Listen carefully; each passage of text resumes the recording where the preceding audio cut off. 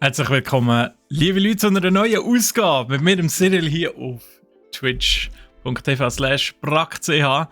Herzlich willkommen zu einer neuen Ausgabe mit Klemmbausteinen und einem riesig grossen Projekt, das wir uns aufgehalten haben, aber eins, was richtig Spass macht.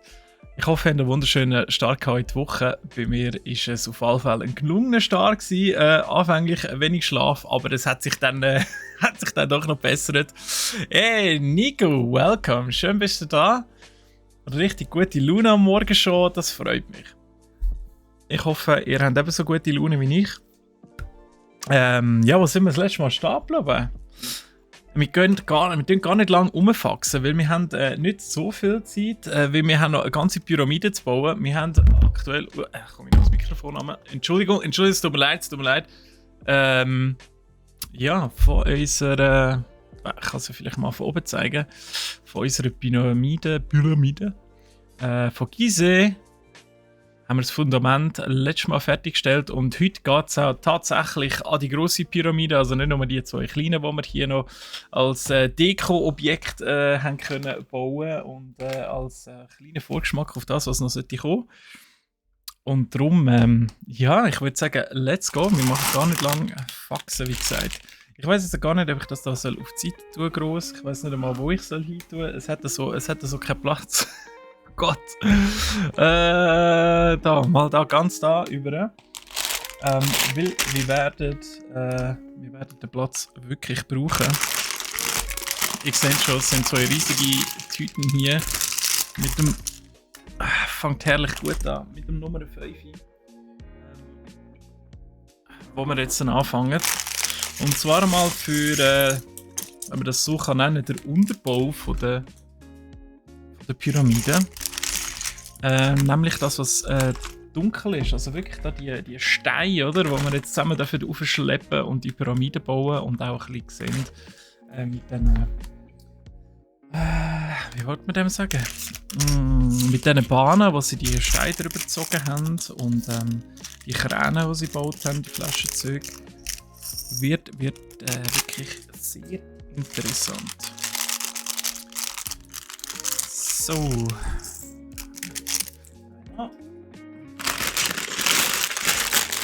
Aber wenigstens sind die Teile recht gross. Es gibt mir die Hoffnung, dass wir heute doch wenigstens noch über die zwei Tüten hinwegkommen. Das Ziel wäre natürlich, wenn wir zusammen die Pyramide fertigstellen und das nächste Mal schon ein neues Projekt starten, wo auch schon in den Startlöchern ist und ihr euch natürlich darauf freuen, zusammen mit mir. Ja, so sieht es aus. Okay, also machst du einen kleinen Überblick. Auseinander figurieren. Und dann stürzen wir uns ins Abenteuer. Ich muss gerade mal schon zuerst abzählen, wie viel Noppen das wir haben nach links und rechts. So. Ich habe heute sehr einen oldschooligen Start in den Tag gehabt, wenn man das so kann sagen. Weil auf der Fahrt da habe ich auf Spotify so eine Playlist, so eine Jugendplaylist, wo die ganzen deutschen Titelsongs drauf sind von Dragon Ball Z, von Pokémon, von Digimon und so weiter und so fort. Und die habe ich mir heute gegeben beim da anfahren und das ist grandios gewesen. Kann ich euch nur empfehlen, mal so eine Packung Nostalgie zum Morgen. Tut wirklich gut und befreit. Es gibt so ein bisschen einen Punch für den Tag, finde ich. Die sind ja immer so sehr positiv, die Lieder. Ja, alles, was du dir erträumst und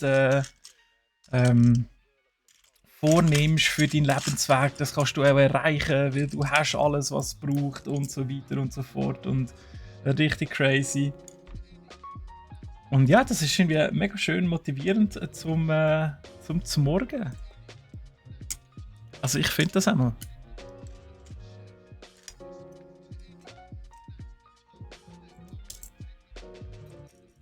Zuerst habe ich irgendwie angefangen mit Nightwish, wo ich schon ewig nicht mehr gehört habe. Und nachher noch ein bisschen Freedom Call reingezogen und dann bin ich so richtig nostalgisch geworden und dann habe ich gedacht, so jetzt gibt es ein bisschen Anime-Intros vom Jahr, ich weiß doch auch nicht, 2000 oder so. Vollgas. Macht ihr das amigs auch oder habt ihr selber in so eine Motivational eine Playlist, die ihr aber könnt abrufen und wenn ihr die gelost habt, die paar Songs, dann sind ihr ready für einen Start in den Tag. Oder wie läuft das bei euch so? Bei mir ist das zwar auch sehr tagesabhängig, muss ich sagen. Auf was ich gerade Lust habe. Wenn ich gerade einen emotionalen Tag habe, dann höre ich zum Beispiel One More Light von Linkin Park. Kommt dann meistens aber nicht so gut. Ah ja. Aber muss auch sein. Muss auch mal können ein bisschen melancholisch sein und so. Hallo? Ah, ich suche völlig das falsche Teil. So. Ah.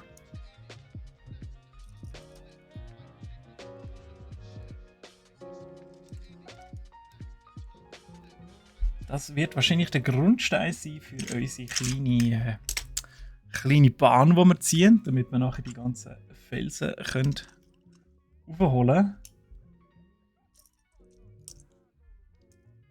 Der ganz leichte beige Farbton gefällt mir auch sehr. Da in der Anleitung ist er noch ein bisschen gäler. Aber ich finde, sie haben wirklich einen sehr angenehmen, pleasing Farbpalette haben sie gefunden.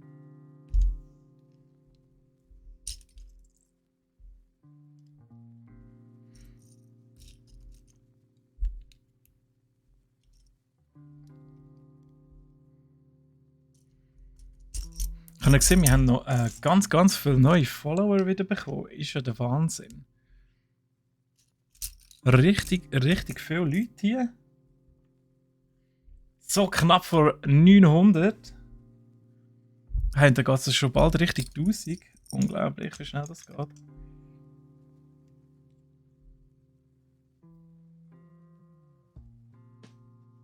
Ich hoffe natürlich, dass ihr findet und das liefert bekommt, wo ihr sucht da bei uns oder euch erhofft. Das wäre natürlich grandios. Hey Shadow, willkommen. Hast du eigentlich Berufsschule? Aber ja, eher gerade ein bisschen langweilig. He? Ich sehe das schon. Ja, warum auch nicht?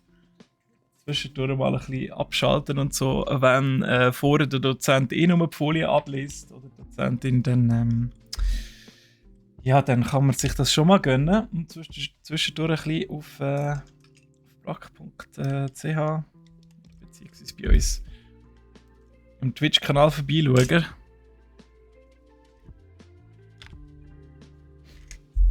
Also, ich würde schon mal sagen, es ist sicher besser, dass du da bist. Ich glaube, das ist aufregender im Fall aktuell. Als das, was davor geboten wird. Bist denn du daheim? Stream nebenbei? Why not? Ja, always. Always noch ein Stream nebenbei. Kannst du von daheim aus in die Berufsschule, also quasi dich einloggen oder bist du live dabei, jetzt gerade im Klassenzimmer, im Hörsaal, wo auch immer? Also ich meine, ich habe ja mal ganz kurz angefangen IT-Design zu studieren, das habe ich gleich mal erwähnt und ja. Dort hat natürlich jeder einen Laptop und wenn es mal ein bisschen langweilig war, dann ja klar, hast du schon irgendetwas reingezogen. Zwischendurch auch mal irgendwie noch Civilization gamet oder so. Wenn es so Sachen waren, die gerade nicht unbedingt mega interessant waren, interessant vermittelt worden sind und das Gefühl hast, ja, kann ich nachher auch noch nachlesen in 10 Minuten.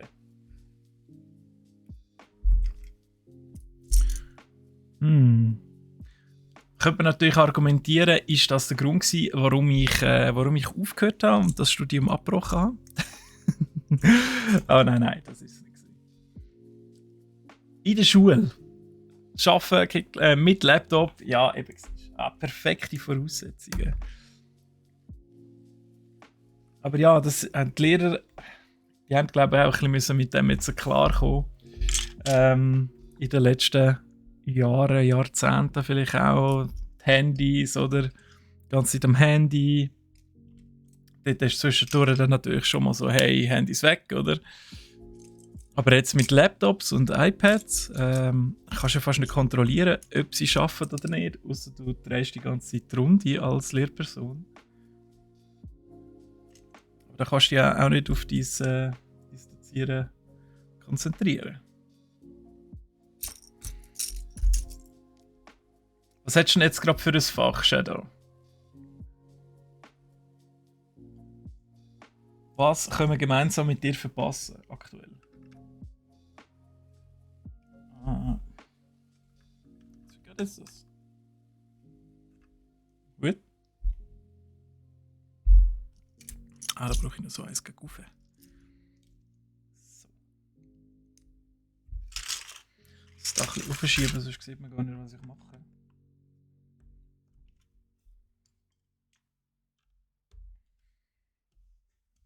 Jetzt haben wir da schon den ersten von diesen Gängen, von diesen Grabgängen verbaut. Okay. Also es gibt nicht das Gleis. Sicher kein Gleis gewesen, aber ja, wir sehen sie dann. Wir kommen ja noch dorthin.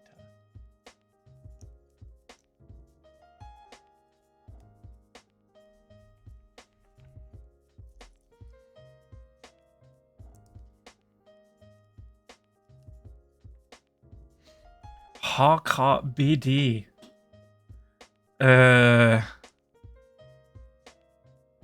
HKBD. Was heisst denn HKBD? Aber es selber entscheiden, das ist ja mega grosszügig in dem Fall. Also sie sind einfach wirklich selber verantwortlich für euren Untergang quasi. Sich kompetent im beruflichen Umfeld bewegen. Also geht es hier so ein bisschen ums Auftreten und Verhandeln oder wie darf man sich das dann vorstellen? Wir haben natürlich auch so Fächer gehabt, wo die Sozialkompetenz im beruflichen Umfeld steigern sollen. Aber die sehen auch von Branche zu Branche natürlich unterschiedlich aus.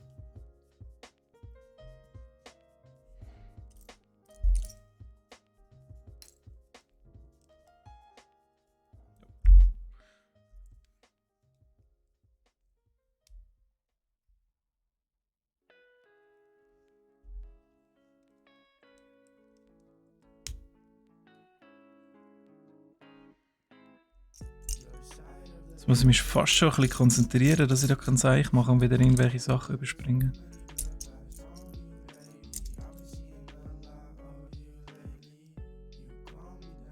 Endlich wieder Klötzle, excuse. Willkommen. Dir einen schönen Dienstag. Ich hoffe, du bist gut gestartet. Zweitlehre machst du auch, Shadow. Okay, crazy. Was hat dich dazu bewogen, eine Zweitlehre zu machen? Das ist ja doch schon auch ein bisschen mit Aufwand verbunden, oder? Also ich finde das immer krass, wenn Leute eine Zweitlehre machen, obwohl sie ja verkürzt ist. Aber dann musst du ja mit dem alten Job nicht ganz zufrieden sein oder du erhoffst dir durch das Verbinden von diesen zwei Jobs irgendwie eine künftige, wertvollere Position für dich. Und ein neues Schulmodell ist das im Detailhandel. Interesting. Ja, schade im Fall, dass wir keinen Laden haben hier bei Brack. Sonst könntest du natürlich gerade fix noch zu uns wechseln. Also wir haben zwar den Abholschalter mit dem Showroom, aber da wärst du, glaube ich, ein bisschen unterfordert. Du hast EBA gemacht, okay. Und der Job war auch noch scheiße. Oh je. Darf ich fragen, was das war? Welche Branche? Ist es Gastro gewesen? Let me know. I feel your pain.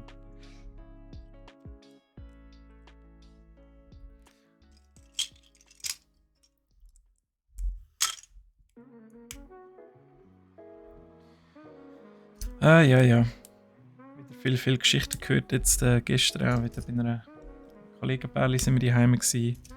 Und die eine ist noch so ein bisschen in der Gastro innen. Ein bisschen erzählt. Also wirklich, wenn man gute Leute abbekommt noch, dann scheint es fast so, als gäbe man sich Mühe, die auch wieder rauszuekeln. Oder einfach so auszusaugen, dass sie keinen Bock mehr haben. Das ist so aktuell mein Eindruck davon. Mechanikpraktiker. Das ist wieder so eine Berufsbezeichnung, kann ich mir kaum etwas darunter vorstellen. Also Mechanik, etwas mit Maschinen, mit hydraulischen Sachen wahrscheinlich. Maschinen zusammenbauen. Wäre das ein Maschinenbauer gewesen? Ah, Polymech. Ah, danke schön. Ja, Polymech, das kenne ich noch. Oh Gott, wieso muss alles immer anders heißen? Macht doch keinen Sinn. Leute, please, lernt doch mal die Berufsbezeichnungen sein. Hey.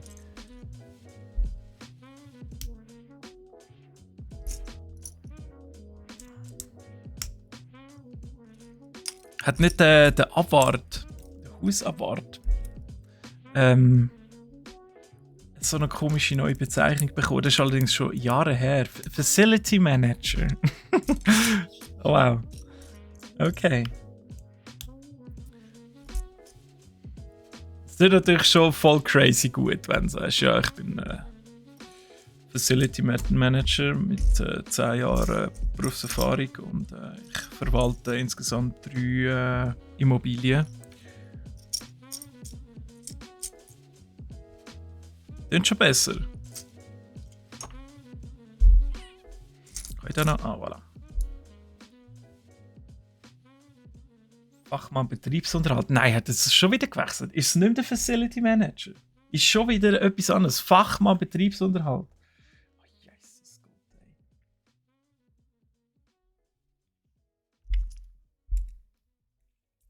Ja gut. Und wenn die Leute damit glücklich sind,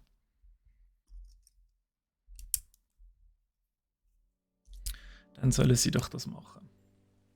Ich warte nur darauf, bis der Detailhandelsfachkraft auch noch eine andere Bezeichnung bekommt.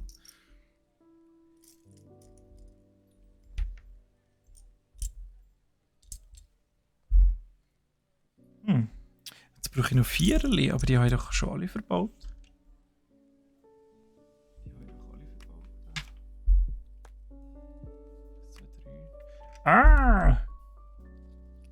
One moment.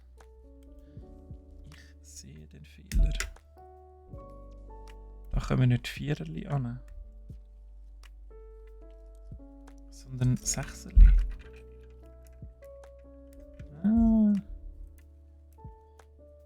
Ja, jetzt macht das Sinn.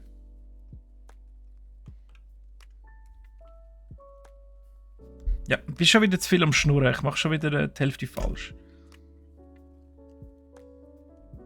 Aber ich wollte ja nichts vormachen. Ich kenne mich ja mittlerweile. Das wird immer ein bisschen so sein.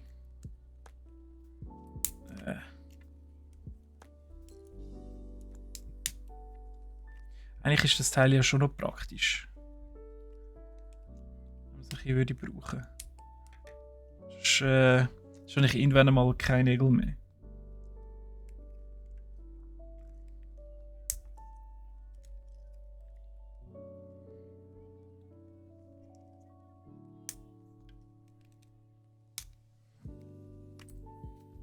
Es wird schon wieder warm da rein. Hey. Sauna-Modus. Also ihr müsst wirklich nicht Tausende von Franken ausgeben, wenn ihr eine Sauna daheim wollt. Einfach am PC anstellen, Türen überall schliessen und dann läuft das.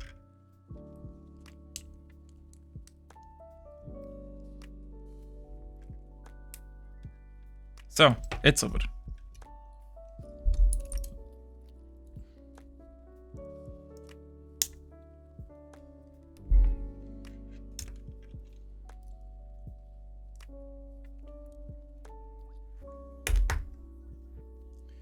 Okay, das sieht nice aus. Und Platten verbauen. Das habe ich gerne. Die grossen Teile ein bisschen weg. Sehr, sehr befriedigend.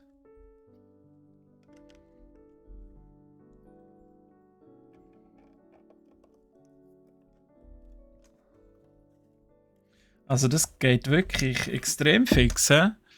Da mit dem Unterbau von der Pyramide. Mit unserem Grabgang. Einfach am Boden an Schwarte. Oh, und es wird bunt. Okay.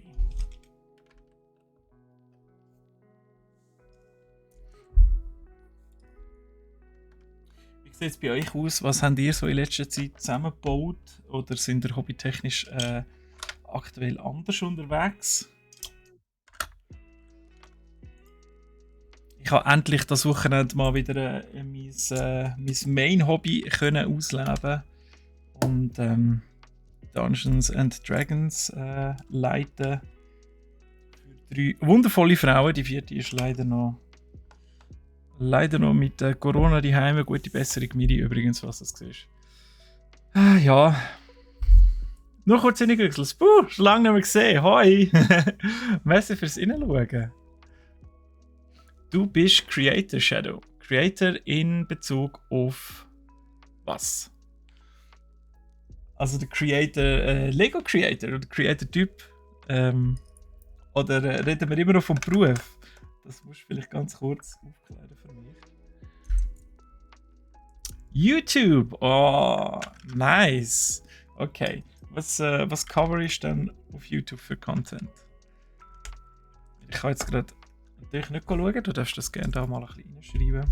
Momentan habe ich noch nichts da gegen ein bisschen Eigenwerbung.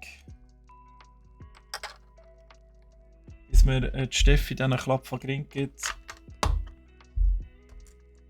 Aber ich finde das immer interessant, oder? Ich meine, wir sind ja alle irgendwo Creators. Was andere Leute so machen, es gibt so viele Sparten. Gaming, okay. Und was gamest du, Shadow? Wenn jetzt die Leute zu dir kommen, für was schalten sie bei dir auf YouTube zu?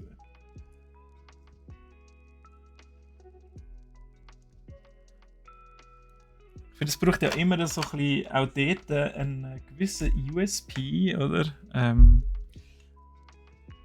Wo man sich ein bisschen von der Menge kann absetzen kann. Also, man ist besonders lustig oder man ist mega gut oder einfach grundsätzlich unterhaltsam oder keine Ahnung, wir liefern Content, was es vielleicht sonst nur an wenigen Orten zu sehen gibt. Reviews und Essays. Oh, Jesus Christ. Okay, also dir kann man in dem Fall nicht viel vormachen, wenn man irgendetwas erzählen von wegen irgendwelchen Gaming-Themen. Wenn du dich mit dem so auseinandersetzen. He?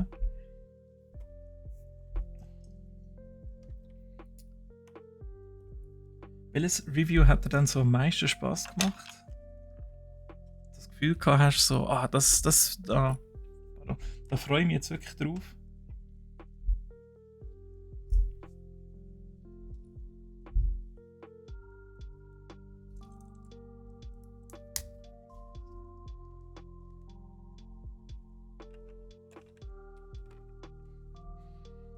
Review ist zum Beispiel auch etwas, was wir jetzt ja auch noch nicht abdecken. Es braucht ja schon viel Zeit, oder? Du musst eigentlich das Game haben, bevor es die meisten haben. Und du musst schneller durch sein und zwar möglichst komplett wie die anderen, dass du ein entsprechendes Review kannst machen. Und dann muss natürlich dein Video noch draussen sein, bevor es alle anderen schon gehört und gesehen haben. Ein Video mit Storyline über Mario 64. Wow, geil. Ich tue das dann mal googeln. Das nimmt mich jetzt schon Wunder. Mario 64 hat eine Storyline. Spiel aus der Kindheit. Ah, ja. Nostalgie ist natürlich etwas Wunderschönes, was man auch kann teilen mit den Leuten. Bin ich ja sehr anfällig für Nostalgie und so. Ich immer mit offenen Armen willkommen heißen.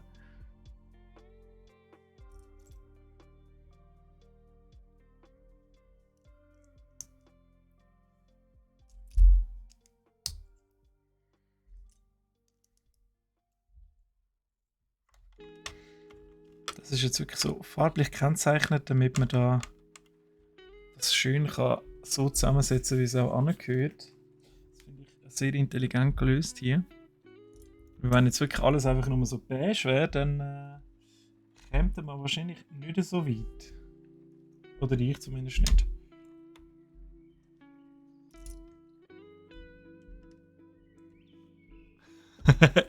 Matteo, welcome, schön bist du da. Ja, mache ich das in der Freizeit oder werde ich dafür bezahlt? Gute Frage. Also momentan bin ich am Arbeiten. Beantworte das deine Frage.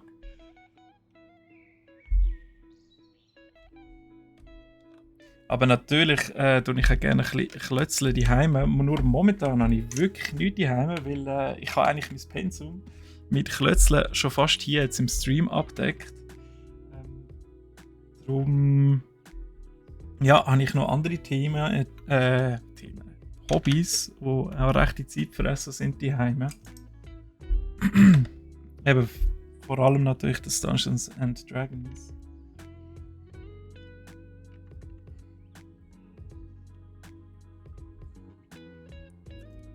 Von dem her, ja, die Heime jetzt in der Freizeit nicht unbedingt aktuell. Ja.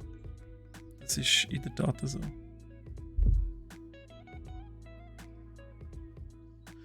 Ah, okay, Shadow. Und du hast noch ein Video gemacht, ein Vlog von der Zürich Popcorn. Popcorn, nicht Popcorn. Popcorn ist etwas anderes. Ja. Was? Du hast einen Pressepass zu gut gehabt, hast es verhängt? Also was, hast du denn die Heime geladen oder wie? Yes, wir haben natürlich auch einen Beitrag gemacht. Ich glaube, ich finde sicher auch noch irgend... Haben wir nicht noch einen kurzen Stream gehabt, Nico, von der Popcorn? Wichtig und richtig, jawohl. Wie mein Berufsname ist, ich bin eigentlich Product Manager oder Produktmanager. Gibt es aber auch Manager, Verwalter? Wäre das richtig? Ja, keine Ahnung. Ich weiß nicht, was die deutsche Bezeichnung ist. Im Spielwarenbereich und kümmere mich unter anderem eben auch um Klemmbausteine. Also wenn ihr zum Beispiel jetzt auf brack.ch geht und seht, schau mal dort neue Fußballstadien und weiss ich was von Lego, dann habe ich mal wieder geschafft und geschaut, dass das Zeug reinkommt. Das ist eigentlich mein eigentlicher Job. Ja. Und wenn wir ja einfach alle Nerds sind bei unseren Abteilungen, machen wir jetzt halt auch noch Streams. Ja, ist halt cool, oder? Also ich meine, ihr habt den Plausch, ich habe den Plausch, wir können die Begeisterung zusammen ein bisschen teilen. Ich finde, das sind tolle Voraussetzungen.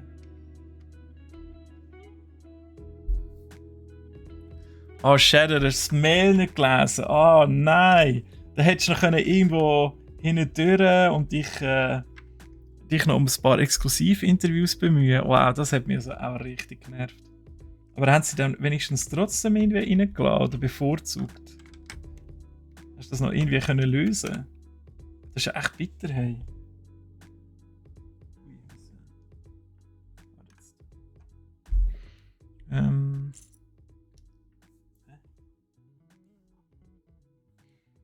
Also da kommt noch Schwarze an. Okay. So, ja. Kashira, grüezi. Welcome, welcome. Volle Hütte, I like it. Habe ich gern. Ihr habt auch PMs bei euch.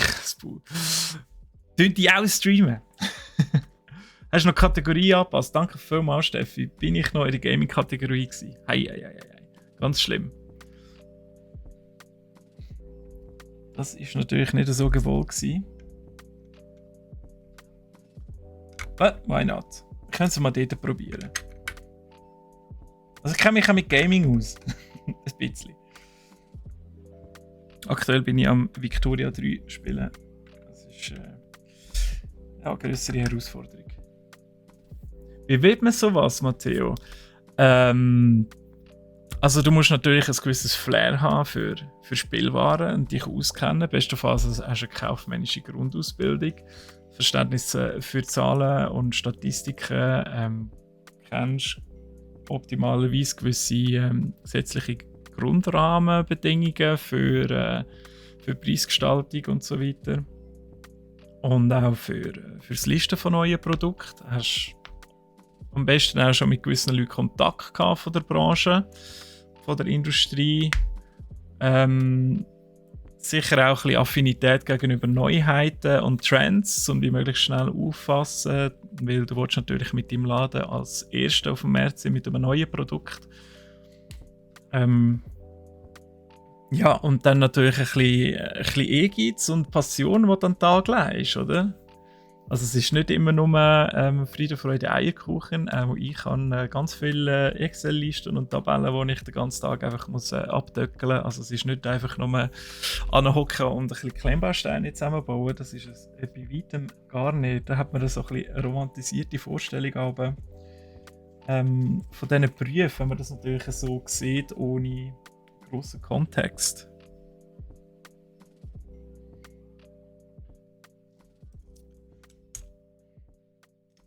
Das freut mich, Shadow, dass wenigstens noch ein bisschen Connections hast wieder können, aufpolieren und dass es nicht ganz für die Füchse war. Eine Mission nach der Lehre, ja, also ich kann sie nur empfehlen natürlich. Zwischendurch gibt es immer mal wieder Jobs, die frei werden hier bei uns bei brack.ch. Das findet ihr auf der Webseite. Ich würde sogar sagen /jobs, brack.ch/jobs. Und jederzeit, wir brauchen immer gerne fähige Leute, die uns unterstützen und voranbringen können. Und darum eben sind wir bei uns in der Abteilung halt einfach alle Nerds, weil das ist halt wichtig, um die Materie zu verstehen, um auch die Nachfrage zu verstehen. Und du musst ja auch entsprechend vorausplanen. Also wenn Lego-Neuheiten kommen, die du schon für ein halbes Jahr raus eigentlich planen oder Weihnachten fast schon ein Jahr vorher bestellen und so Sachen. Oder? Und da brauchst du natürlich ein bisschen Vorkenntnis. Natürlich haben wir auch Zahlen, wo wir darauf zurückgreifen können, die uns dabei ein bisschen helfen. Um einschätzen, wie gut es läuft, aber das ist nicht immer überall der Fall.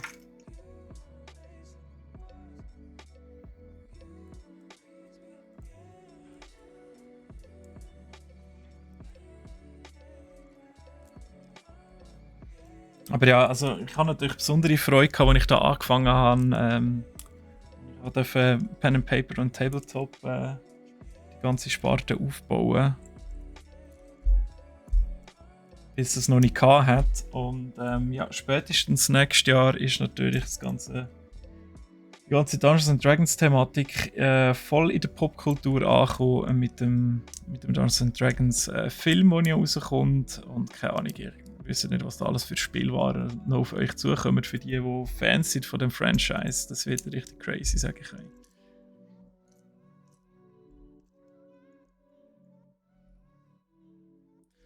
Du hast ein Reinigungsunternehmen mit 23. Also über was beschwerst du dich? Du bist schon selbstständig mit 23.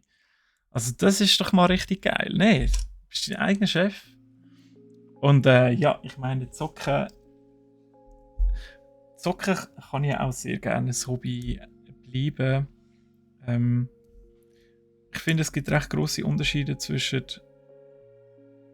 Hobby und deinem Beruf, wo dein Hobby ist.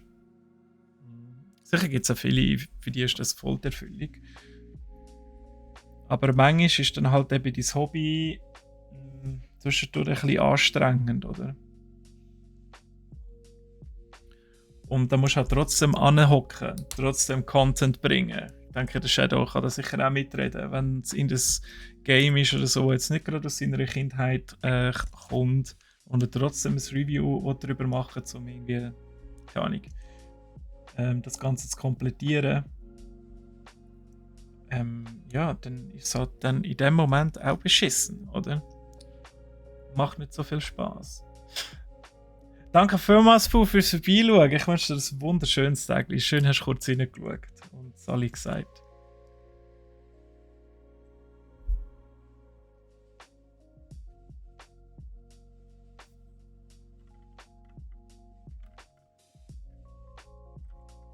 So, jetzt, das ist ein bisschen doof, da sehe ich gar nicht, wo das wirklich ankommt.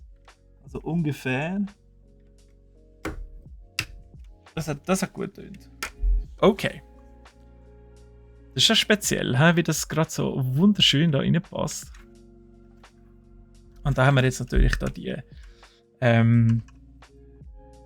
Querbalken, wo sie das so drüber gerollt haben und aufgezogen haben, die ganzen Steine. Und das ist dann von der Spitze von der Pyramide.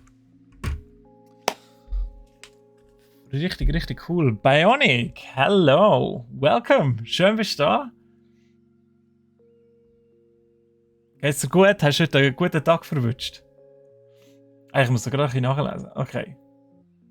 Also Shadow, wenn du jetzt mit 2021 noch nicht GFZ hast, macht er wirklich keinen Stress. Du hast alle Zeit von der Welt. Ich habe auch hin und her gewechselt. Ich habe zuerst Wirtschaft angefangen, dann habe ich IT-Design angefangen. Und dann nachher habe ich gleich dort eine Fachschule gemacht, weil ich wieder weg vom kaufmännischen Beruf, den ich gelernt habe. Und 7 Jahre in der Gastro gewesen, und jetzt bin ich wieder back to the roots. Manchmal muss man sich ein bisschen finden, und wenn das ein bisschen länger dauert, schaut nicht immer links und rechts, wie viel die anderen verdienen und wie erfolgreich sie sind und so. Das ist immer etwas mega Wichtiges.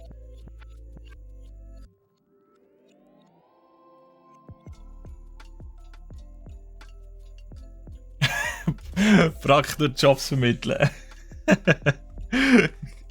Ja schön. Ich finde das toll, wenn sich Leute hier finden.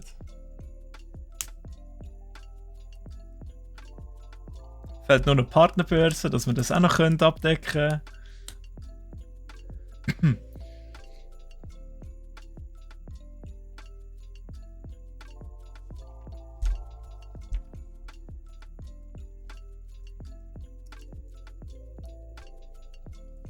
Ja, kein Problem mit dem Link. Alles gut. Wir sehen sie einfach nicht. Oh, der hebt aber gar nicht gut da.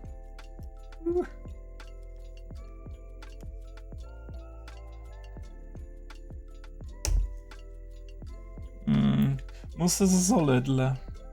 Lödeln. Okay, ist eh wurscht. Lehre als Automech. Ja, die gehen glaube ich auch viel, ja. Es ist alles möglich. Matteo, du bist Member of the Day. Finde ich cool. Coole Aussage. Ja, es ist wirklich alles möglich. Also wir haben ja mehr als Führungszeit. Und nur wenn man mit 50 noch keine Kiste auf dem Konto hat, hat man nicht völlig versagt. Es geht ja nicht um das.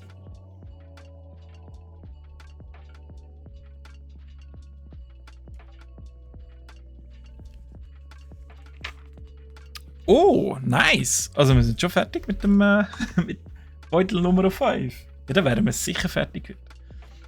Der untere Teil ist es, das von der Pyramide. Der weiße, schöne kommt dann oben drüber. Und da hinten haben wir die coolen Grabgänge. Ganz, ganz cool gelöst. Und ja, das ist natürlich der Sarkophag, wo der Pharao, den habe ich schon wieder vergessen, Khufu drinnen liegt. Also jetzt in echt natürlich. Aber dann. Ja. So, Nummer 10 brauchen wir. Ich soll ein bisschen über die Ägypter erzählen. Könnte man gerade noch einen History Channel daraus machen. Ich kann das natürlich erzählen, es stimmt einfach nicht. Habt ihr gewusst, die Ägypter haben den ersten Kaugummi erfunden? Und darum heben die Pyramiden und Sphinxen bis heute noch relativ gut zusammen. Weil man hat einfach Kaugummi dazwischen geklebt.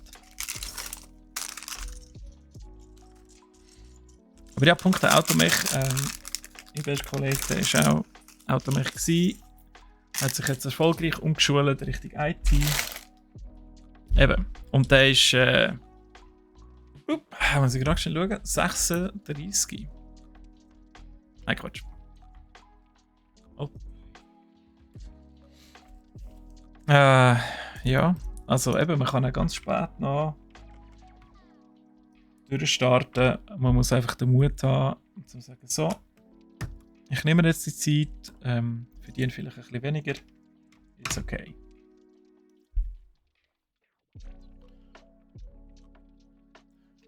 Keine Ahnung, bist du im Stress? Oh Gott, wieso? Schlimm. Können wir dir den Stress nehmen? Soll ich dir ein Kamillentee machen?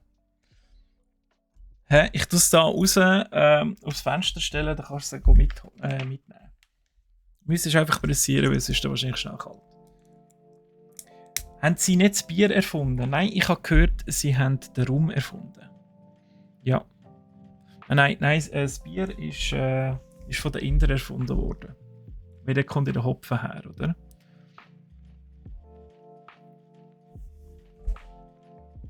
Wissen wir ja alle.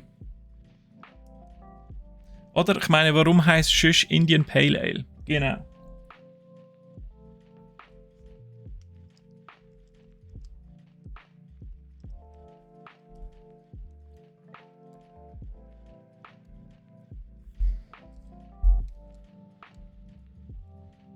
Ja, du siehst das richtig, Matteo. Bei uns geht es wirklich ein bisschen ums Chillen und zusammen sein. Um Community, wie man so schön sagt. Und der Dienstag da mit Klemmbaustein ist voll der Chiller-Tag. Wir haben null Stress. Einfach am 2 wollte ich fertig sein damit.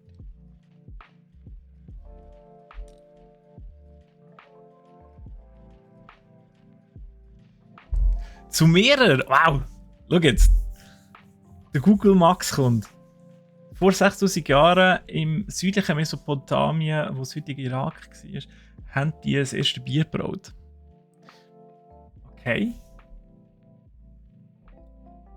Interesting. Ich habe immer gedacht, das sei so ein Klosterding. Das sei so voll etwas Zentraleuropäisches gewesen. Aber dem Fall nicht unbedingt. Also gut, wir zählen den Irak noch zu Zentraleuropa? Nein, auch nicht. In Osteuropa.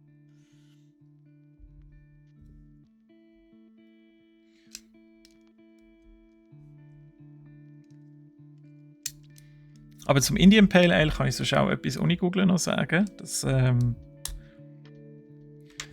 wo in der Kolonialzeit Großbritannien übergeschwappt ist auf Indien, haben die natürlich einen grossen Drang nach Bier gehabt.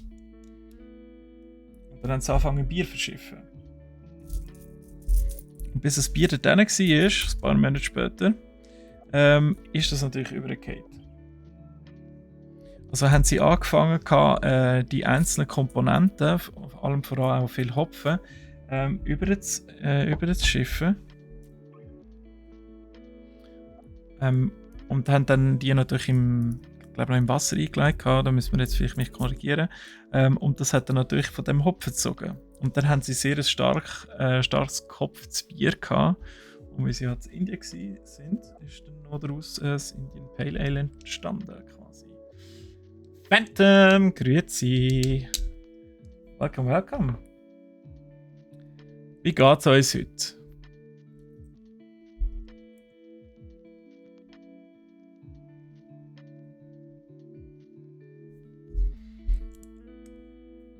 Heute bin ich ja richtig erfolgreich da. Also ich bin schon ein bisschen stolz auf mich.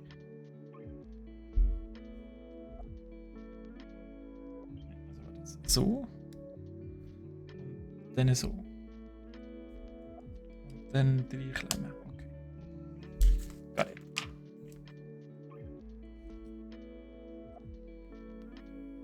Mhm.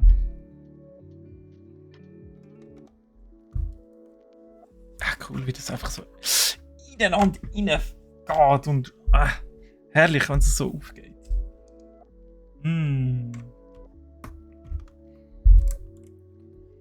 Da lacht das Herz.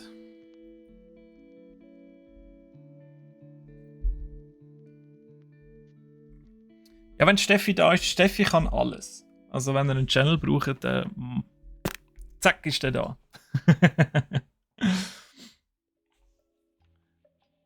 Bist du bereit zum zweiten Kaffee? Ah, der steht bei mir noch aus. Aber ich kann mir den aufsparen für nach dem Mittag. Ich jetzt noch überhaupt keinen Hunger habe, weil ich vor dem Stream noch geschwind ein Sandwich reingedrückt habe. Reingemeint.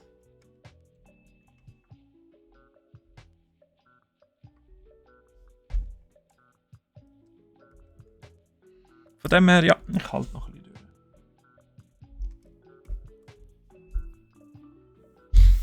Und ja, mir geht so prima Ballerina. Ist ja heute eine sehr lustige Runde da. Da habe ich natürlich eine Freude.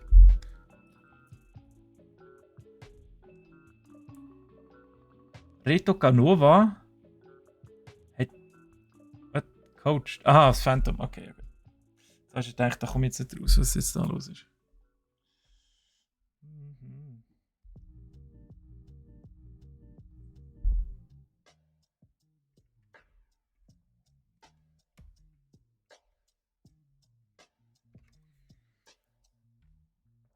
Du könntest ja so tun, als hättest du ein Bewerbungsgespräch. Shadow, oder? Du könntest das irgendwie so tarnen.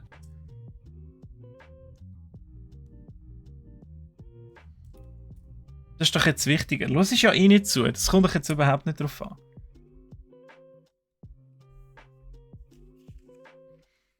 Also, dass ihr mal gesehen, wir bauen jetzt auch noch gerade einen Flaschenzug.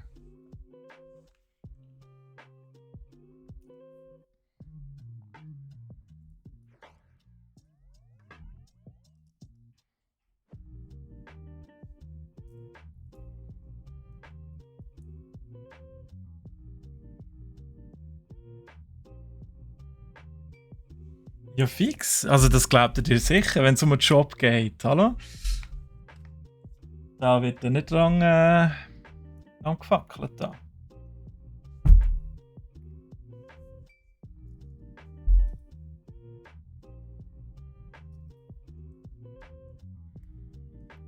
Oder der Klassiker, ich habe Bauchweh, nein, ich gehe lieber heim. Warte, ich habe eine Tablette.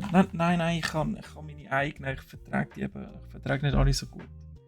Ich muss wirklich heim.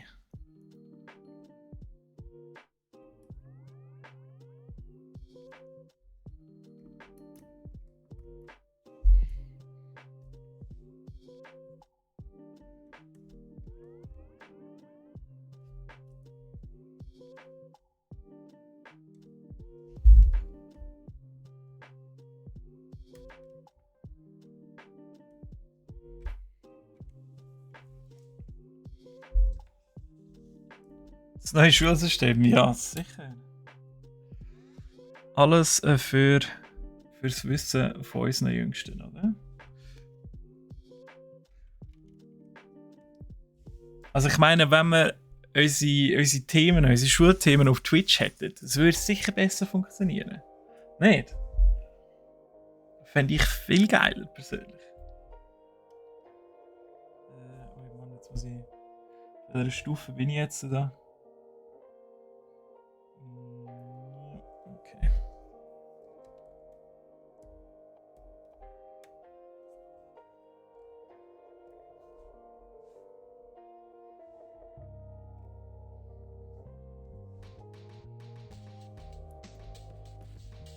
Ja, muss ich da gerade ein bisschen konzentrieren, Leute, dass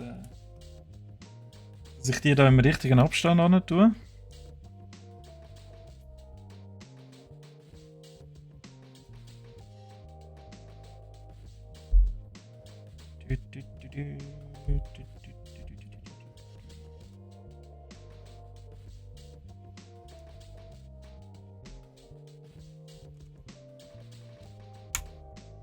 Habe ich voll Gelegenheit verpasst, um irgendwelche ägyptische Musik abzulassen. Von 600 vor Christus oder so. Wären wir alle am Headbangen. Oh Mann, noch viel mehr von denen. Auf Thurgau. Das tue ich jetzt nicht weiter kommentieren. In Thurgau. Äpfel und 1,9 gratis. Good one. Copyright Strike von Gramses 2. No! Damit. Aber ich hätte Freedom Call, Pharaoh hätte ich abladen. Und Dragon Force hat dann noch irgendwie so ein ägyptisches Lied. Road to Oblivion Album.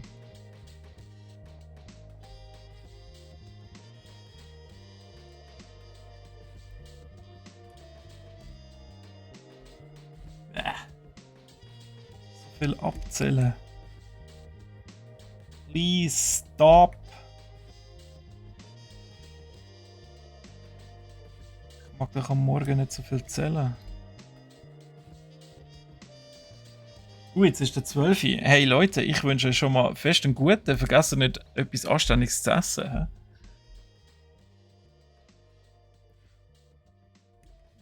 Tun wir das Gemüse essen und den Thurgauer Äpfel natürlich. Der darf auch nicht vergessen werden.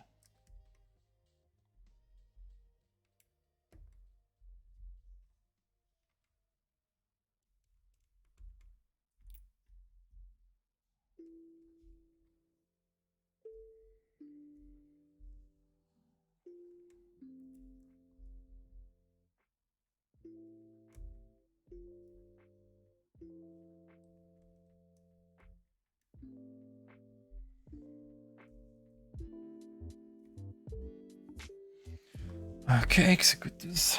So, jetzt die letzten paar. Dann haben wir es. Schönen Lurk wünsche ich dir, Phantom. Merci vielmals fürs Reinkommen und ein bisschen dumm schnurren. Habe ich immer gerne. Habe ich am liebsten die Leute.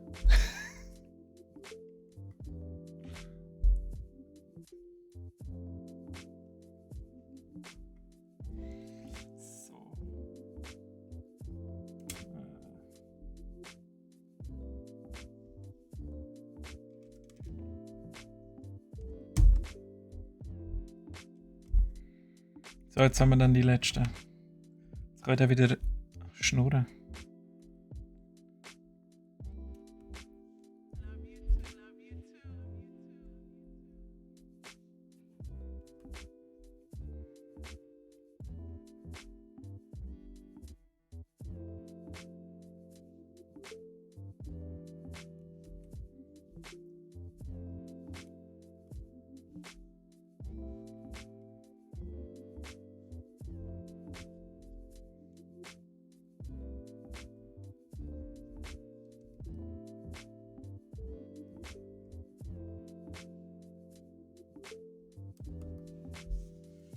Die Brune da?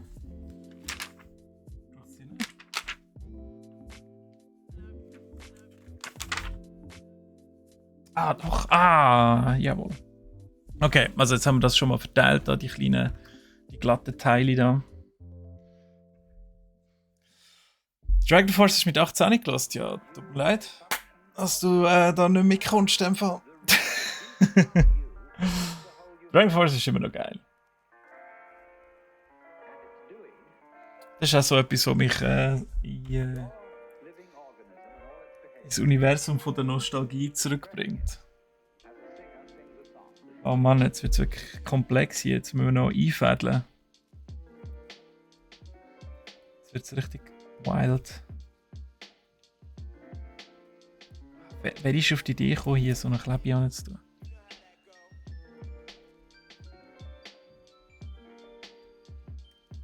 Fantasy Basel, yes!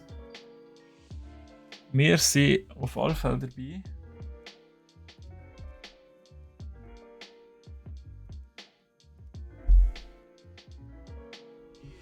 Also, das kommt jetzt irgendwie so.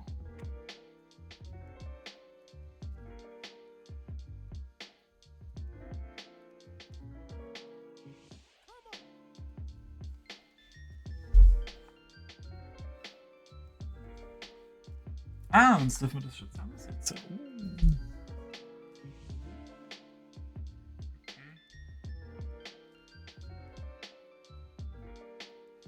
Ja, ich glaube, die Teile hier braucht man wirklich nicht. Also geschwind nochmal zum Zeigen. Der Unterbau haben wir jetzt fertig. Und nachher geht's das Weisse. Dann kommt der Vanilleteil da. Schon noch cool hier. Ich habe immer gerne so ein bisschen Stoffteile. Das macht es ein bisschen dynamischer und nicht so starr. Und jetzt brauchen wir auch unser Fundament wieder.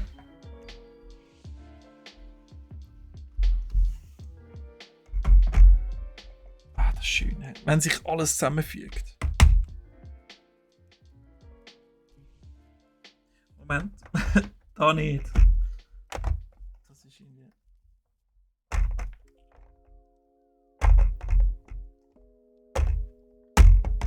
So. Das ist wirklich sehr, sehr knapp bemessen, aber jetzt ist es. Oder? Mal gescheiter runter schauen. Ja, mal, jetzt hat es. Voilà. So sieht es bis jetzt aus.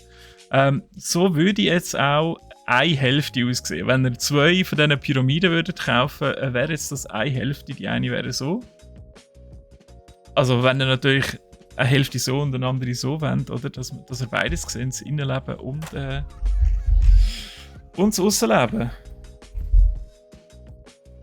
So, und das kommt jetzt wieder auf die Seite.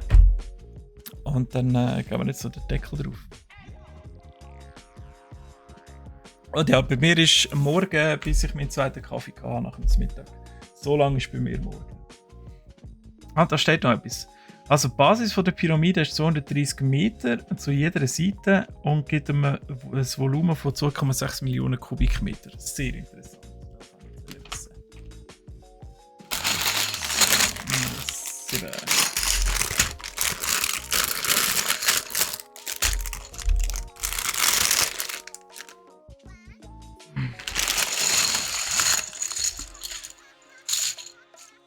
Stärke.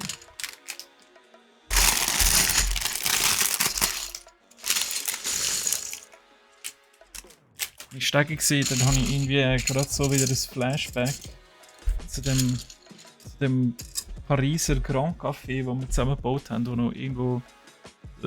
Moment, so, da hinten oben steht. Und die ganze Zeit immer wieder irgendetwas abgeht. Das war absolut nervig gewesen. Aber jetzt, so wenn es fertig ist, sieht es mega cool aus. Das kann man schon sagen.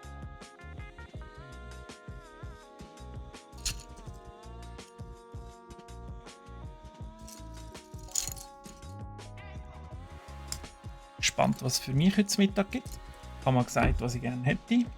meine Gespönli. Mal schauen. Am Schluss ist es nur so ein Appenzeller Biberli oder so.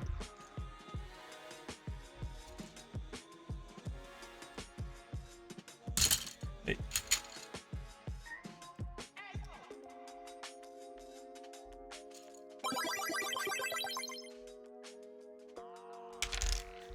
Ja, das ist wieder Glanzleistung. Und heute Abend darf ich noch ins Fitness. Muss noch. Das gucke ich mir eigentlich richtig an. Heute habe ich so einen Tag, wo man so gemerkt, dass das Kopfweh relativ nahe ist. Ich weiß nicht, habt ihr das auch da? Wenn ihr zu viel oder zu wenig geschlafen über einen längeren Zeitraum, dass ihr dann so ein bisschen Grindweh bekommt. Vielleicht bin ich da einfach nur weird. Aber vor allem, wenn ich zu viel geschlafen habe, das ist jetzt zwar nicht der Fall heute, aber ich habe das Gefühl, bei mir hängt das mit dem zusammen.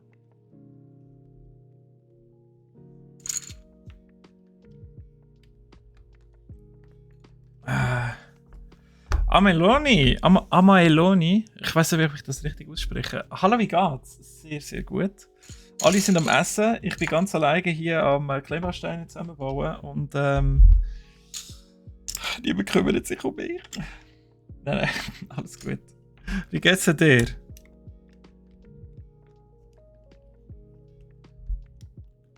Hast du jetzt auch gerade eine wunderbare Mittagspause? Und ein leckeres Mittag vor dir? Und jetzt fehlt dir eigentlich nur noch ein bisschen Unterhaltung.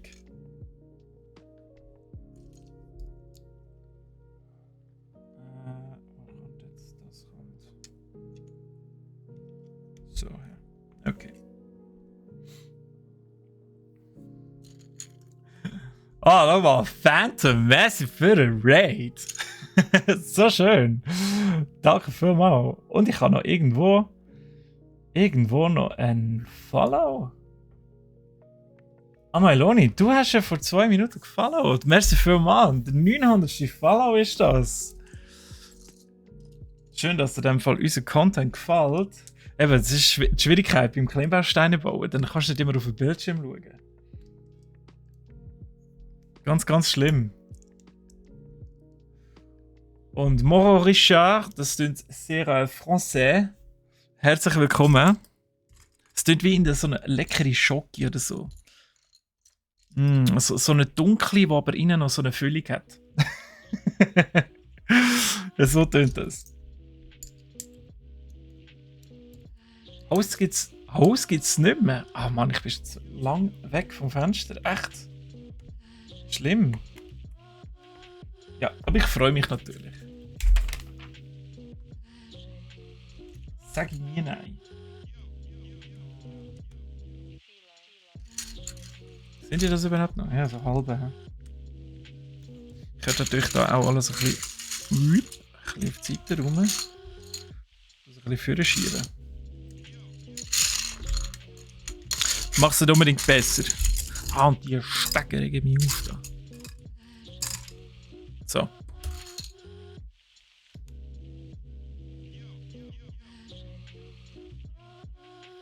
Das ist wieder das creepy Lied. Hört ihr das?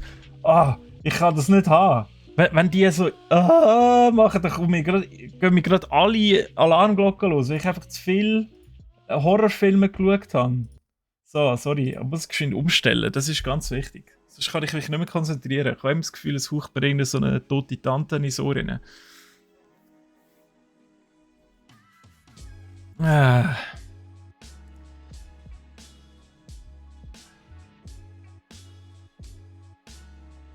Bist schon ein rechter Süßer? Okay, let's go. Hier Partnervermittlung, brache.ch ist auch live.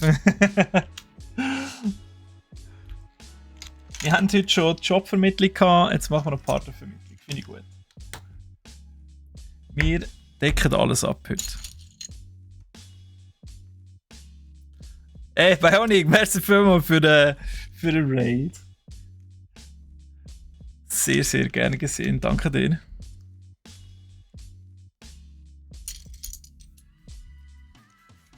Hat immer Freude, wenn da etwas aufploppt im Chat natürlich.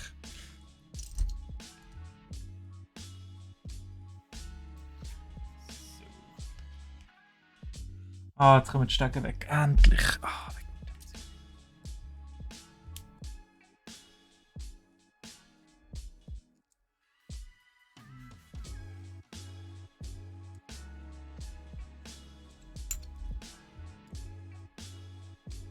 Es ist auch wieder cool, dass alterniert wird mit diesen farbigen Teilen wieder. Dann habe ich es einfach viel einfacher.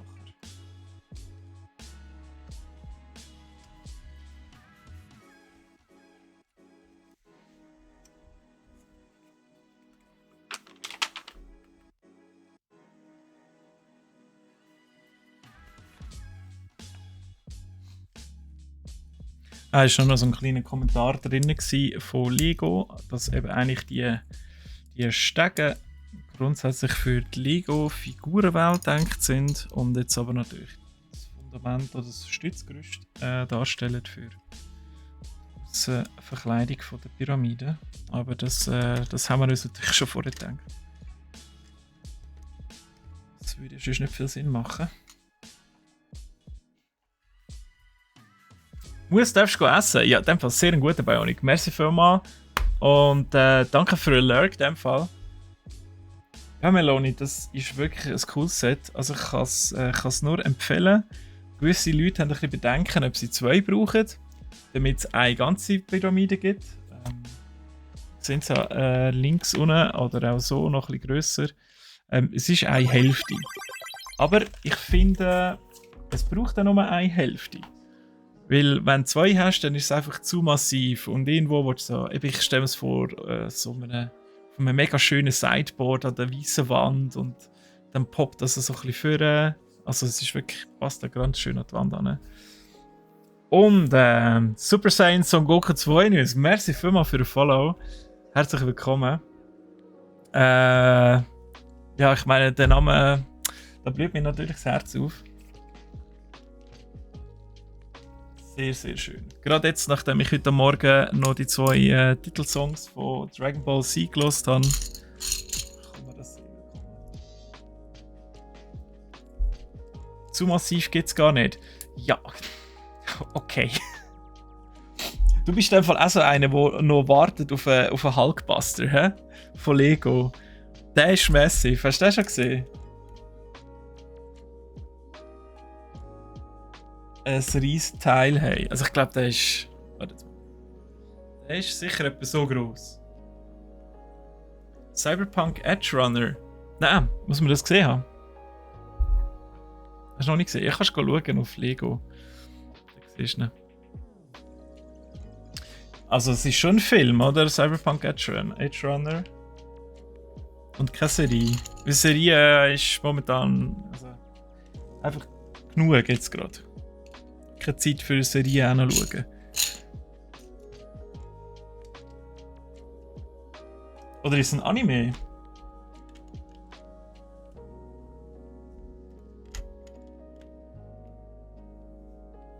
Beste Anime-Serie 10 Folgen abschließend vom Jahr. Okay. Gibt es die auf Netflix oder wo kann man die dann schauen?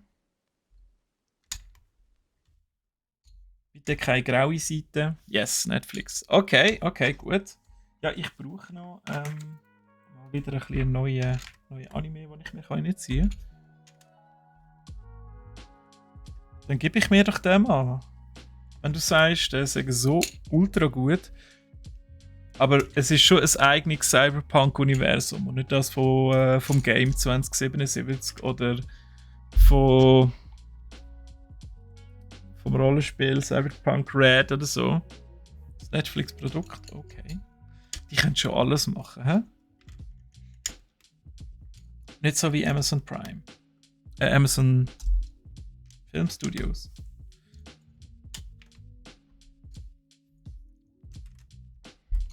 Aber ja, jetzt sind wir schon genug über The Rings of Power hergezogen. Lassen wir das Thema Ruhe. Und ich kann ja eh nicht mitreden. Ich will mir das nie geben. Habe ich einfach Respekt davor, dass ich mir das Herr der Ringe-Universum versieche mit dem. Das gleiche Universum, aber unabhängig vom Game. Okay. Storyline braucht es nicht vom Game. Aber das Game habe ich auch nicht gespielt. Also mein PC ist ja schon ein bisschen in die Jahre gekommen. Ausser der 1080er Ti Grafikkarten ist alles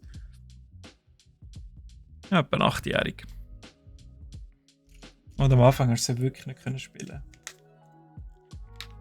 Und mittlerweile soll es recht gut geworden sein. Wenn es immer noch ein paar Bugs hat von der Anfangszeit. Scheinbar.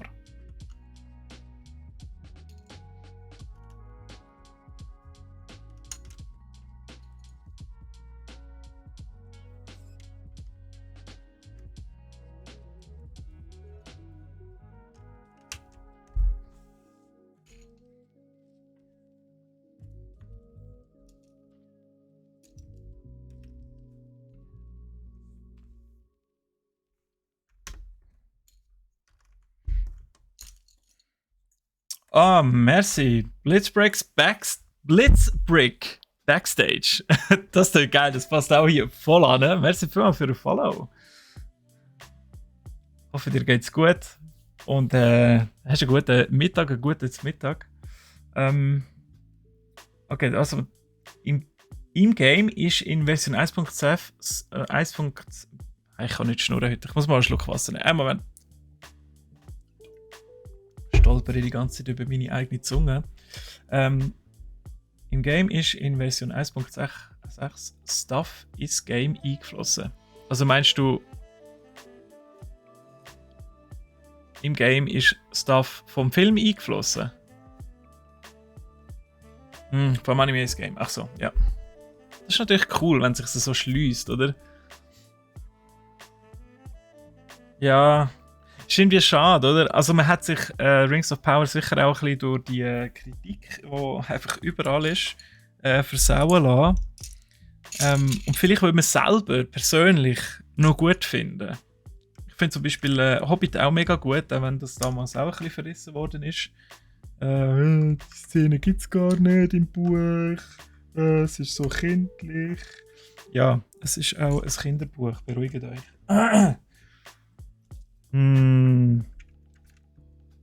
Aber ja, hier habe ich jetzt wirklich Respekt.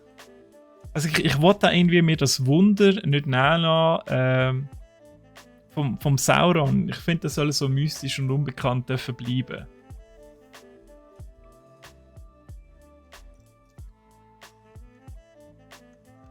Und sonst kann man ja immer noch Silmarillion lesen, wenn man sich das antun will, und eine Excel-Tabelle führen gleichzeitig mit allen Namen und wie sie zueinander stehen und in welchem Zusammenhang das sie sind. Ja, da bin ich mit dir einig. Lieber noch ein paar Mal ein bisschen Herr der Ringe. Muss ich mir auch schon wieder geben. Ich bin da sicher auf 40 Mal Herr der Ringe, zumindest die Gefährten, schauen. Aber ich weiss nicht, ob ich nicht noch warten soll, bis ich so richtig lustig bin und vielleicht irgendwann einmal in Zukunft doch eine neue Fernseher sollte haben und in das Gerät, das 4K kann abspielen kann. Also der Receiver kann es, aber ich bräuchte ja noch ein Lesegerät. Und dann die 4K HDR Remake Edition von Herr der Ringe soll geben.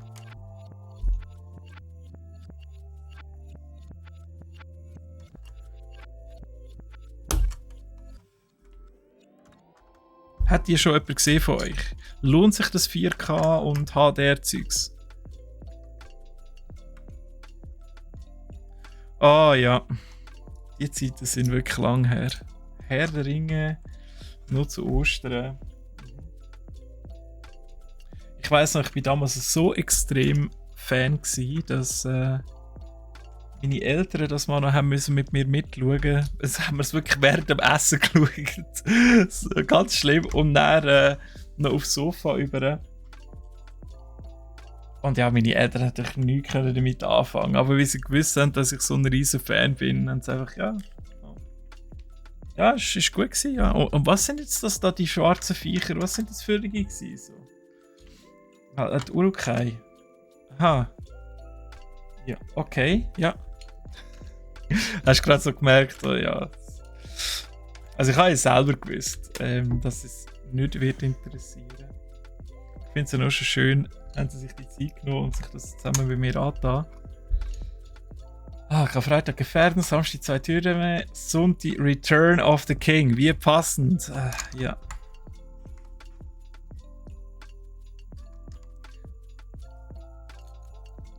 Ja, da gibt es wirklich noch öfters so Marathon und Filme, die immer gut zu gewissen Zeiten kommen. Wir haben auch immer Harry Potter zu Weihnachten. I don't know. Je näher das zu Weihnachten geht, desto mehr geht es um Mord und Totschlag in Harry Potter. Aber ja.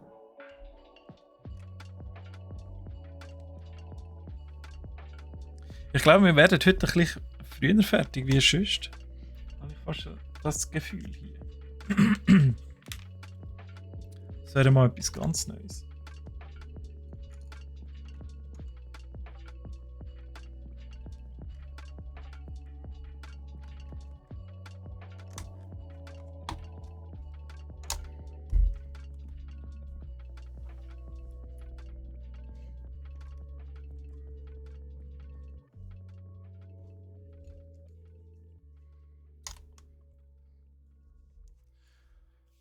Seal, Emperor Dragon. Die Namen heute sind richtig gut. Und der Hobbit. Ob der auch zu Ostern gekommen ist, das weiß ich gar nicht. Aber wie viel ich den gesehen habe, Hobbit, auch sehr oft. Weil den gibt es ja noch auf Netflix. Das ist ein bisschen einfacher, als wenn ich wenn ich irgendetwas am machen bin, wo ich mich nicht so muss konzentrieren muss, wie keine Ahnung, irgendetwas halt Kreatives am PC, nebenzu etwas laufen lassen, dann geht halt scheint Hobbit einschalten über einen Webbrowser einfacher, als wenn ich muss Blu-ray holen muss. Aufstehen, während dem am PC hocken. Ich meine, man sitzt nicht zum Aufstehen, oder? Muss ich euch nicht erklären. Eragon. Wow, ja, aber hey, Nico, sorry, bin ich 18, als ich das geschaut habe. Oh ja, kenne ich noch. Ich glaube aber nicht der eine Teil war. Ist das nicht sogar abgebrochen worden? Ja, Hobbit hat es vielleicht ein bisschen die Länge gezogen, aber ich finde, es hat ein bisschen mehr Atmosphäre gegeben und so ein bisschen Fanservice im Sinne von, hey, wir können die Welt ein bisschen entdecken, oder? Und klar, gewisse Handlungen hat man ein bisschen abkürzen können. Aber ich habe es wunderschön gefunden und am Schluss natürlich, dass der Kreis genau geschlossen wird und eigentlich ins Eis hineinfließt. Das ist absolut genial. Also ich habe mal einen Hobbit und Herr der Ringe Marathon gemacht. Jesus Gott, das ist ja fast 24 Stunden. Hey. Jesus Gott. Und habt ihr den nur einmal gemacht oder ist das jetzt so ein Happening, das ihr mehrmals macht? Oh, die letzten Tüten kommen. No! Die Bücher waren gehypt. Ja, mag ich mich auch noch erinnern. Also das sind ja stapelweise sind die in der Bücherhandlung rumgelegt. Aber der Film, also ich mag mich kaum noch daran erinnern. Ich glaube, er hat mich ein bisschen, weil ich nachher der Ringe gesehen, hat mich dann wirklich ein bisschen zu kindlich gedacht. Weiß nicht. Einfach nicht mein Ding gewesen auch. Und Bücher habe ich gar nicht gelesen.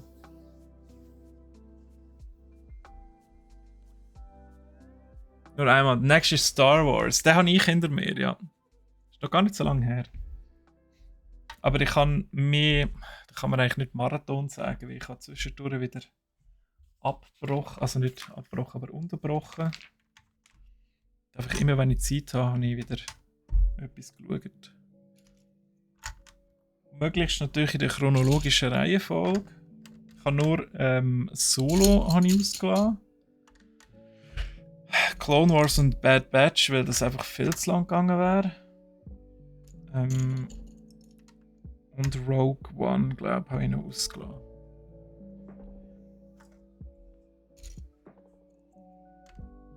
Aber das ist auch cool, weil dann, wenn man alles so nacheinander schaust, dann verstehst du die Zusammenhänge mega gut. Und siehst dann in anderen Filmen Sachen so, das ist jetzt wegen dem und dort noch ein Easter Egg und so. Dann macht es nochmal mehr Spaß. Rogue One muss ich mir scheint noch geben, das hat damals schon jemand gesagt, ja. Hey Troy. Wie man gesteinigt? Nein, du willst nur ein Band hier vom Channel. Nico, kannst du geschwind bitte? Nein, sicher nicht. Voll okay. Also, es muss ja nicht jeder auf Science Fiction stehen. Oder Fantasy genauso. Die Anekdote habe ich sicher schon mal erzählt, aber ich mit meiner Frau wollte Herr der Ringe schauen. Blu-ray. Die wissen, wie das aussieht, die wissen da wahrscheinlich jetzt, was kommt. Haben wir angefangen und es kommt zu dieser Szene, irgendwie 2 Stunden in den Film rein, wo Arwen und Aragorn dort auf dem Brückli im Bruchtal stehen und sich irgendwie die Liebe eingestehen. Ich glaube sogar heiraten. Oder, die Arwen gibt den Talisman an ihre Halskette am Aragorn. Gibt ja ihre Unsterblichkeit auf in dem Moment. Und dann gehe ich hinterher und hole die zweite CD. Weil dort ist der Cut von der ersten CD. Und natürlich meine Frau, spinnst du eigentlich? Das tue ich mir jetzt sicher nicht nochmal an. Wir schauen sicher nicht nochmal einen Film. Ich natürlich völlig perplex. Das ist der erste Film, das ist einfach die erste CD. Ich hole nur die zweite CD. Das schauen wir sicher nicht. Ja. Leider ist nichts daraus geworden. Aber eben, nur zum sagen, es müssen nicht alle. Müssen nicht alle Fantasy oder Science Fiction gerne haben.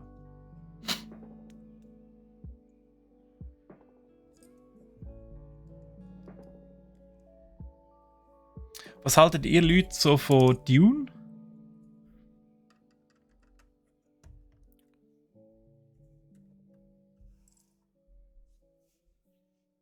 Ja, wir verstehen es, wunderprächtig. Wir haben die gleichen Interessen, die gleichen Ansichten. Noch nicht gesehen. Also Dune kann ich auch empfehlen, nur schon wegen Soundeffekten und Musik, weil der Hans Zimmer hat dort eigens Instrumente angefertigt, um die fremdartigen Töne wiederzugeben.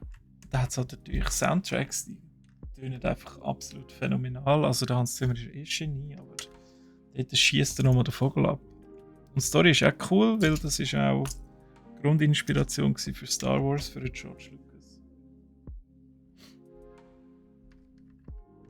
Nein, die Neuverfilmung, ja. Das Original habe ich nicht gesehen. Ich glaube, da wäre ich dann schon draussen.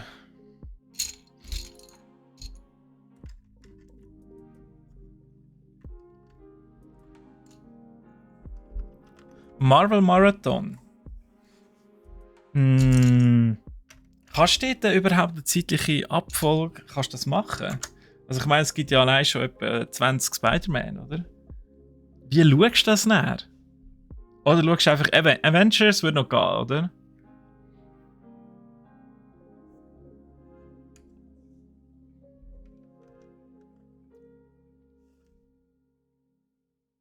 Von Tenet. Müsste ich jetzt googlen. Habe ich keine Ahnung, was ist Tenet? Mal, kannst du chronologisch schauen? Okay. Das stelle ich mir als grosse Herausforderung vor. Das ist sicher so eine Wikipedia-Seite, die so lang ist. Und die Hälfte davon gibt es auf Netflix und dann ein Viertel davon ist bei Disney. Oder nein, anders wäre wahrscheinlich 3/4 bei Disney und die anderen Teile gibt es auf Netflix. Und der andere Viertel, den gibt es nie nicht. Den musst du kaufen. Black Adam, der neue. Noch nicht gesehen. Marvel habe ich schon lang nicht mehr geschaut. Ich glaube, der letzte war der mit Kristen Ritter. Da, wo sie Detektivin ist, die so ein bisschen Superkräfte hat in Form von, sie ist mega stark und hat das Alkoholproblem. The Boys ist Liebe. Ja, siehst du, da kann ich schon wieder nicht mehr mitreden. Aber machen die Nummer. 22 Filme, boah. Also, da musst du ja fast Ferien nehmen. Hey.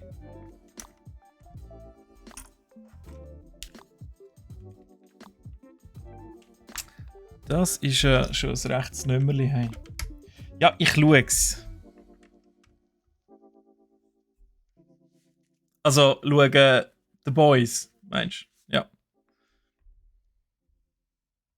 Der Superheldenhorizont erweitert es von mir. Oho, okay. Grosse Töne.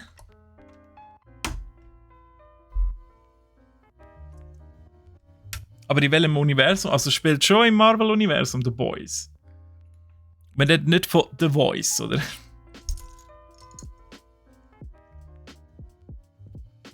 Bis 2025. Ja gut, ich meine, also die Kuh muss ja melken, bis sie stirbt, oder?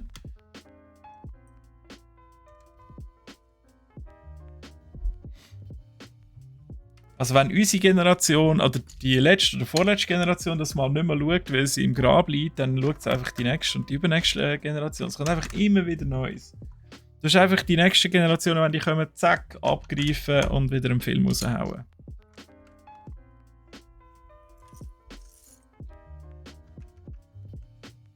Hey, es ist realistischer. Okay.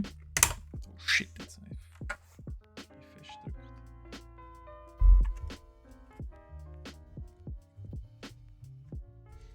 Also ihr seht schon, das sieht richtig cool aus. Erinnert ihr ganz ein bisschen an Eiffelturm von innen. Boys ist nicht Marvel. Okay, gut to know. Grusiger, ehrlicher und schamloser. Das ist auch mal eine schöne Beschreibung für einen Film, den ich schaue. Homelander. Jetzt habe ich zuerst Highlander im Kopf gehabt. Homelander. Okay.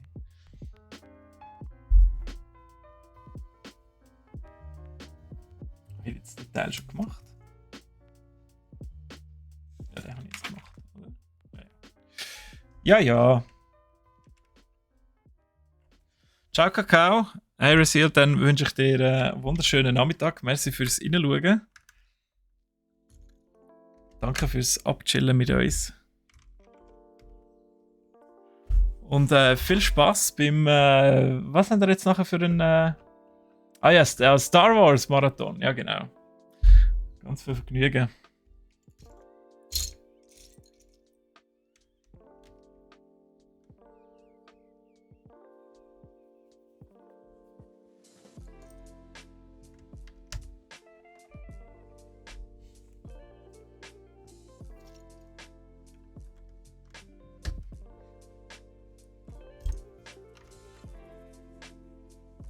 Ja, aber ist das nicht weird, dass es eben. Also die ganze Infinity Stones-Thematik und so. So Artefakt, wo wirklich Existenz und Zeit können bedrohen. Eben so das ultimative Element. Wie willst du das dann noch toppen? Aber ich finde das aber so ein bisschen schwierig.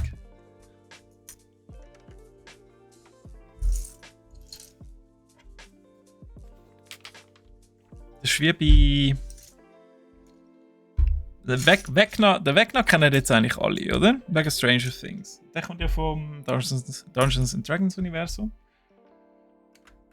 Also der Name, die Figur dort hat sich ein paar Sachen geborgt, aber nicht alles.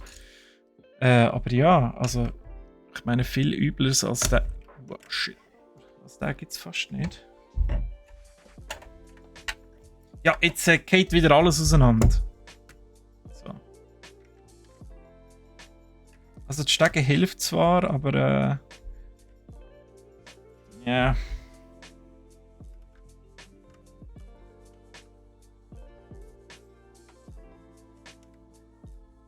Ich bin froh, wenn wir da den Deckel drauf haben. Das Zeug anständig zusammenhält. Würde der Stein ganz anders nutzen? Wie denn? Tell me. Jemandem, der keine Ahnung hat, erzähl doch das mal. Was wäre die Konsequenz, wenn der Homelander die Infinity-Steine hätte? Jetzt machen wir so richtige Theory-Crafting.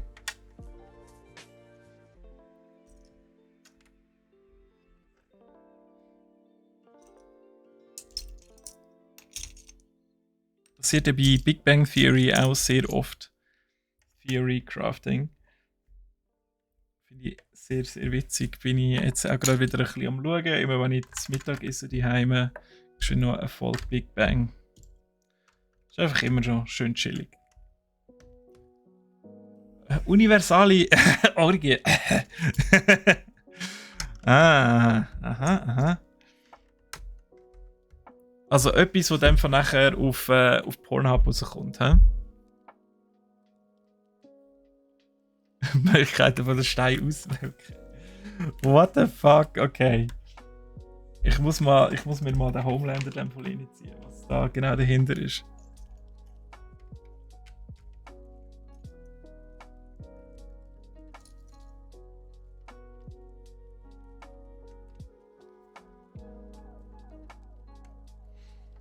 Irgendwie ist das ein bisschen abgesackt hier.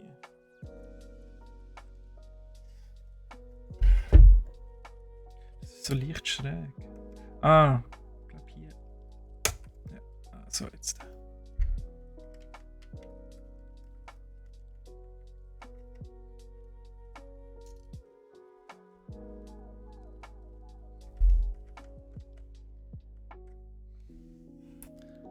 Der Dieb. Reden wir jetzt noch Hentai oder was? Die Grüsle!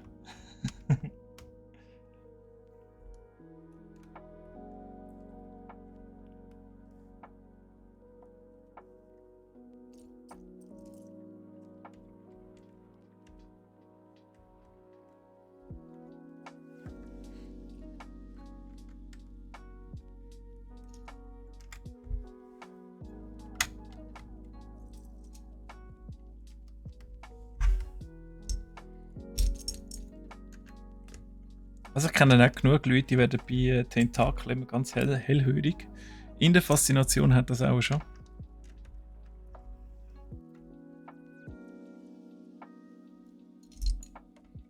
Und ja, von hinter Dubliken bin ich auch nicht. Ich weiß schon, woher das kommt.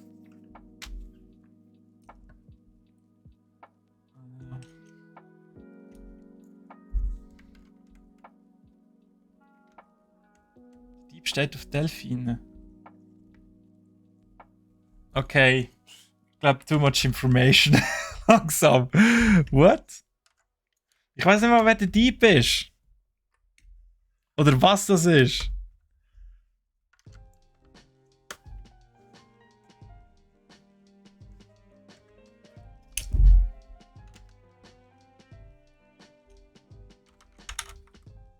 Es könnte entweder so etwas wie Cthulhu sein, oder es könnte in so einer Tentakel-Hentai-Seite sein.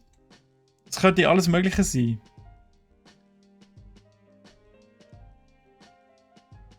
Soll ich überlegen? Okay. Ja, gut, dann lassen wir doch das Thema jetzt, bevor das noch zu deep geht. Da,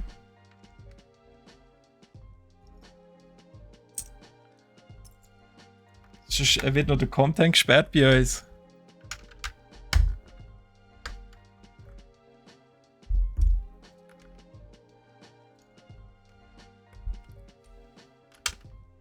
So, also wir sind wirklich nahe am Ende.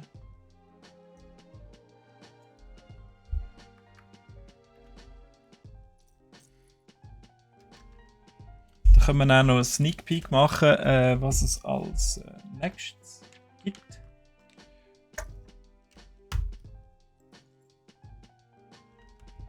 Das lange vielleicht noch zeitlich.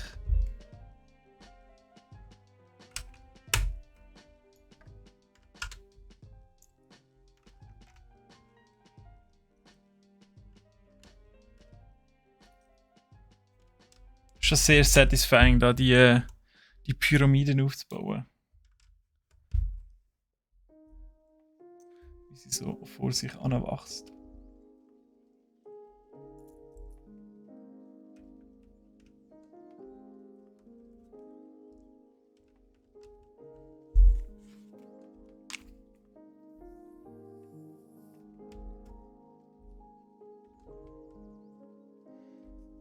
Yeah! Und der Gipfel. Yeah! Woo! Und das ist der obere Teil von unserer Pyramide.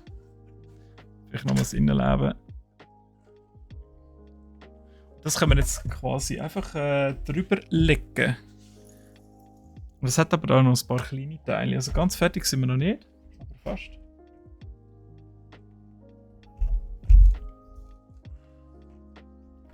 So. Und das da kommt jetzt einfach so drüber. Und dann ist das quasi. Also ich kann ganz kurz ein bisschen rauszoomen, damit man das sieht. So. Jetzt sieht man es ein bisschen besser. Die Spitze fehlt noch. Nee. Ja. Also kommt die Pyramide daher. Und nachher kann man eben einfach den oberen Teil wegnehmen. Kommt quasi zum Grab an. Ja, und das hebt recht gut.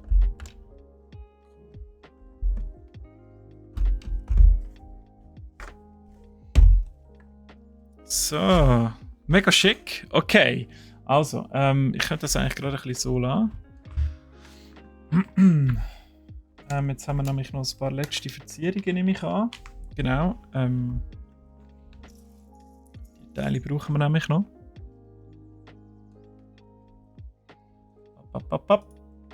So. Der Obelisk, der Segen scheint erst viel später dazu gekommen, statt in der Einleitung zu dem Ganzen.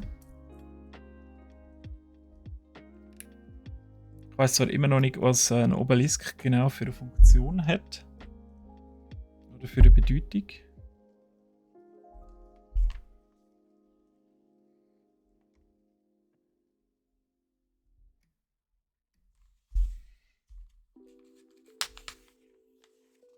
Obelisk der Peiniger? Ah, danke schön. Oh Mann. Heute ist wirklich wieder so ein nostalgischer Tag. Obelisk und Slifer und Ra hat noch der letzte geheißen, oder?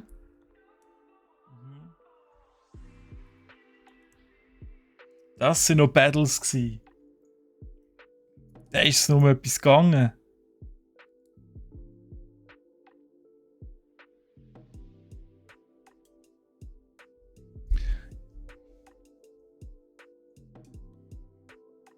Wie kommt das? Jetzt gibt es da ganz kleine Mini-Segelschiffchen.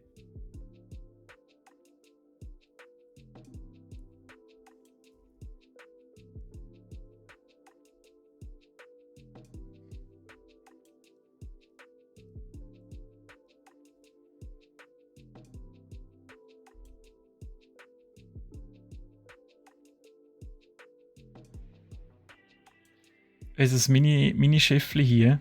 Die haben auch scheint eine Bezeichnung. Wir müssen jetzt vorher noch mal schauen. Ah, so geil.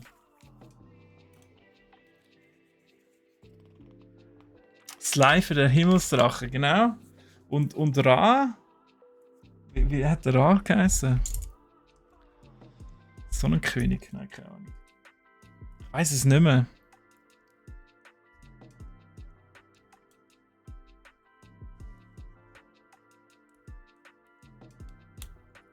Das ist ja, geflügelte Drache, das Ra. Ja, genau.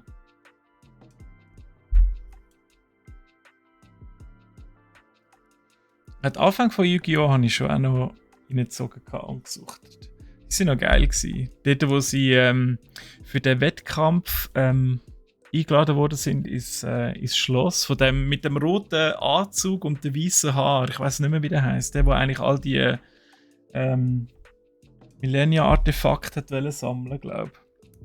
Was auch noch dann plötzlich in das Duell der Schatten und so, ich glaube, wo das erst mal aufgekommen ist. Die sind voll abgegangen dort, die Kämpfe.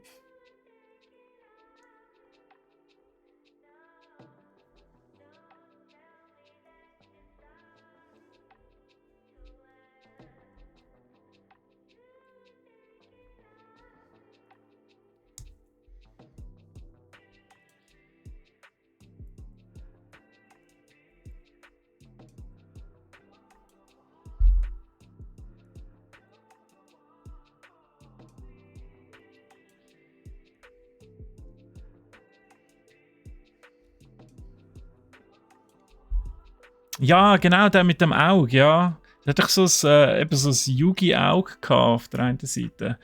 Barracks, willkommen. Hast du eine gute Pause gehabt? Oh, ich sehe noch, ich habe das ein bisschen zu weit aneinander gesetzt. Yu-Gi-Oh! Ah, schau, da kommt er gerade angerannt. Ja, Thema ist gerade Yu-Gi-Oh! Ja. Millennium Auge. Pegasus, ja, der Pegasus. Scheissgrind. Da mit dem, mit seinen Cartoon Monsterli, die doch so mega OP gsi sind. Der Scheissgrind ist das gsi.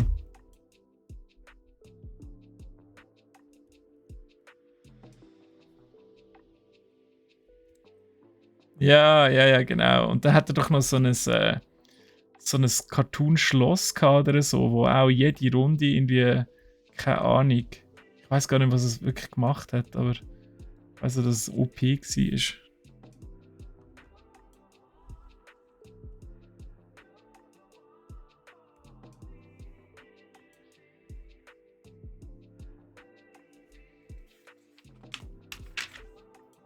Oh! Was? Das war's? Okay. Wirklich? Kontrolle? Ja, die brauchen wir nicht mehr. Wir sind fertig mit der Pyramide von Gizeh. Sieh an. Okay, kann ich noch weiter rauszoomen? 90 Grad. Schau, jetzt sieht er bei mir fast in Schuhe. Da haben wir sie, ein riesiges Teil. Wow, richtig cool. Aber jetzt gehen wir noch mal ein bisschen näher ran, dass wir ein bisschen reinschauen können. So ein bisschen in das Diorama rein. Also wirklich schön noch mit diesen Schiffchen hier, die eben eine spezielle Bezeichnung haben. Ich mag sie jetzt gerade nicht nachschauen. Mit dem goldigen Lego-Figürchen natürlich davor als Statue. Und die kleinen Mini-Sphinx entlang vom Gang rauf in die Pyramiden rein. Und auch die auf dieser Seite, die ganzen Häuschen, finde ich mega gelungen. Es sind eigentlich nur kleine Klötze, aber ich finde, es macht es noch etwas aus, dass die kleinen Knubbeli und die Grill, sage ich jetzt einfach mal, noch verbaut hast, dass es so eben aussieht, als hätte ich das Fenster. Echt cool. Und dann nehmen wir nochmal den Deckel ab, wenn wir das können, um nochmal zu schauen, wie das ohne aussieht. Da haben wir wirklich hier wie sagen wir dem? Das Laufband. Ein bisschen moderner Begriff, aber an sich nichts anderes, oder? Dass man das aufgezogen hat und das ist abgekehrt. Dass man die Steine aufgezogen hat auf Pyramiden und hier noch Flaschenzeug hat und so weiter. Und von hinten natürlich eben nochmal der Gang ins Grab runter zum Sarkophag. Mit dem Khufu, Pharao Khufu drinnen. Mega, mega schönes Modell, wie ich finde. Wo richtig viel Spass gemacht hat zum Zusammenbauen.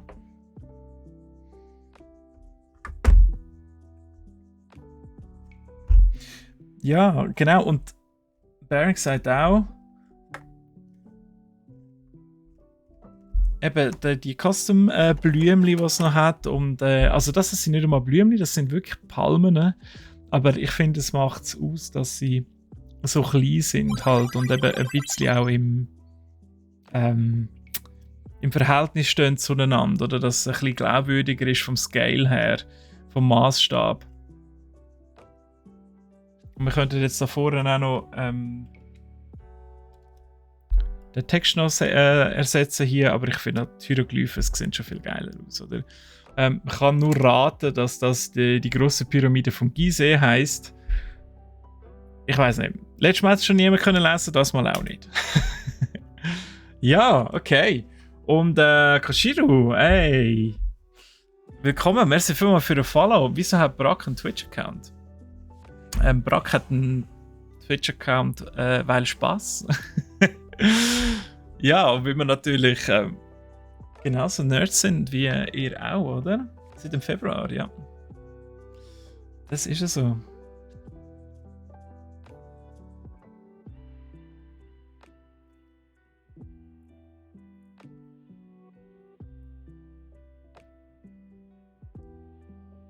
Also, wie geht es das Barracks?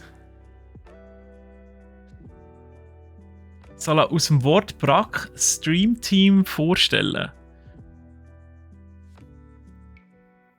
Also, wie genau jetzt? Das Wortspiel mit Brack und unseren Namen.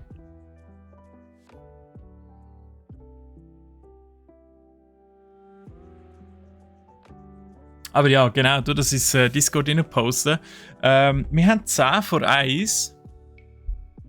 Und ich würde behaupten, wir schauen noch geschwind an, was wir das nächste Mal zusammenbauen. Dann wisst ihr das schon mal. Oh, dann muss ich noch ein bisschen mehr fixieren. So. Und könnt euch schon mal freuen auf den nächsten Dienstag. Weil dann machen wir hier nach Feierabend. Ich hole das mal ganz kurz.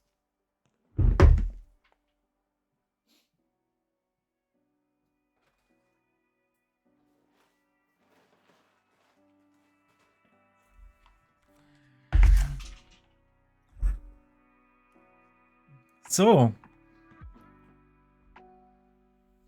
Okay, ich schiebe das mal kurz ein bisschen auf die Seite. Und wechsle da mal hier noch. Das nächste wird relativ groß. Wir schultert die ganze Weltkugel. Das nächste Mal, am nächsten Dienstag. Das machen wir jetzt nicht mehr auf. Also 10 Minuten bringt überhaupt nichts. Da reiße ich es auf, wir verteilen alles, macht überhaupt keinen Sinn. Und da freue ich mich. Ich glaube, eben 2500 Teile, also huge. Und wir lernen ein bisschen etwas über die Geografie von der Erde, freue ich mich auch. Da weiss ich endlich mal, wo keine Ahnung, wo Timbuktu liegt oder so. Vielleicht, maybe, we'll see. Aber ich freue mich sehr auf den Globe von Lego Ideas, von der Serie Ideas. Bist ja auch gespannt, oder, wie das nachher zusammenkommt. Das sieht so aus, als hätte es wieder innen dran so ein mega Gerüst, wie wir es jetzt gerade bei den Pyramiden hatten. Und dann klebst du einfach die Blättchen drauf. Wir können auch eine eigene Welt natürlich machen. Das wär cool. Da müssen wir nur schauen, von welchen Teilen wir wie viel haben. Fände ich auch interessant. Maybe einen zweiten Globe noch machen und dann machen wir unsere eigene Welt. Unsere Fantasy-Welt. Okidoki. Ja, wir sind jetzt halt ein bisschen früher fertig, weil wir unsere wunderschöne Pyramide, ich heb sie nochmal da an. Es ist einfach fantastisch. Ein riesen Teil. Und ihr Leute wollt wirklich 2. Mir ist klar, dass es nur eine halbe ist. Aber die andere Hälfte, wenn ihr das so an die Wand anstellt, die andere Hälfte seht ihr gar nicht. Das ist etwas mehr, was ihr noch mit abstauben. Es macht keinen Sinn. Das ist ein wunderschönes Diorama hier, so wie das ist. Alright, okay. Also eben. Da muss jeder selber wissen. Ich finde eine lange. Aber das wird eine endlose Diskussion sein. Bionic, welcome zurück. Ja, jetzt machen wir aber gerade wirklich den Sack zu. Und nächste Woche, oh, ich muss noch etwas korrigieren. Nächste Woche ist der Stream ein bisschen später. Und zwar 2 Stunden später genau gewesen. Das heisst, wir sind dann vom. Jetzt muss ich sogar noch aufs Handy schauen, da, dass ich euch kein Zeichen erzähle. So, Moment. Nächste Woche Dienstag, hä?